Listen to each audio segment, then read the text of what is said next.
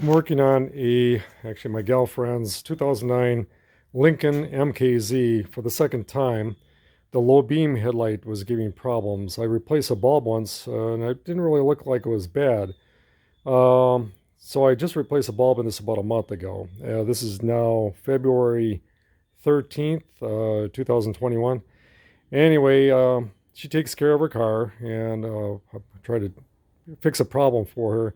Went online trying to see what other people were experiencing with the low headlight beam going out, and people were talking about a fuse, the bulb, of course, a relay, and so on. And so I took the bulb out again this morning, and I ended up wiggling, the cast connector that's in, or this body that is actually fastened to the headlight shroud, I guess, if you will.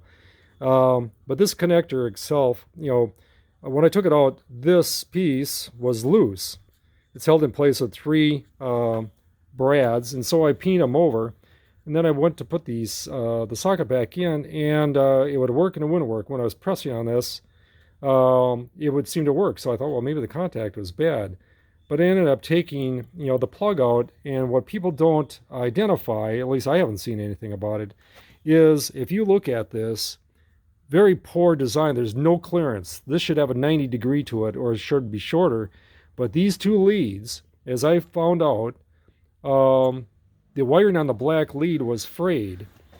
And I'm not sure if you can see it on the old one or not, but I'm going to be pointing this out here. If I turn it upside down here. But if you're looking closely, you'll see that bare copper wire that's in here. Nobody's identified this to anybody. People have replaced their headlight assembly thinking that was bad. They've replaced bulbs, fuses, relays, but nobody's that I've seen has ever pointed out that the connector could be bad or the wire lead going into this, besides corrosion on the terminals. In this case, I did break this off, so that happened this morning. But nobody's identified that the wires going into the terminals can be a problem. And so I'm just pointing out, I just went to and picked up a Dorman part, which is this one right here. This is actually a 2-pack. This is part number 84401 from Advance Auto. I got it for 15% off. Their website was a little funky today, so I couldn't get their 20% off coupon. I'm a veteran, I could get 10%, but they gave me 15%. And so this is a 2-pack. So at least I got one for the future. But the bottom line is that even though there's clearance to get this in here, and this is covered by a rubber cap, that the pressure that's put on these two wires going into this connector is extreme.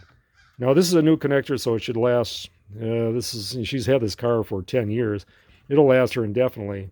But I'm just saying that potential problems are before you replace a headlight assembly and you go through this house, you still have to take this out in order to get to this, to get the leads out long enough so that you can replace this plug.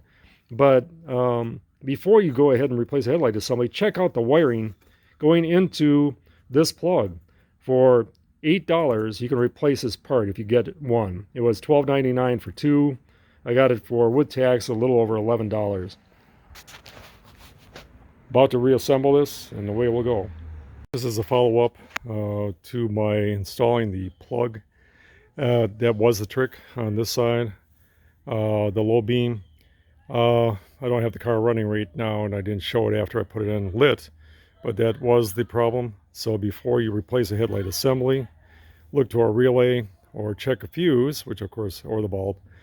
Make sure that the wire leads to that Dorman or that particular connector aren't frayed due to being crimped.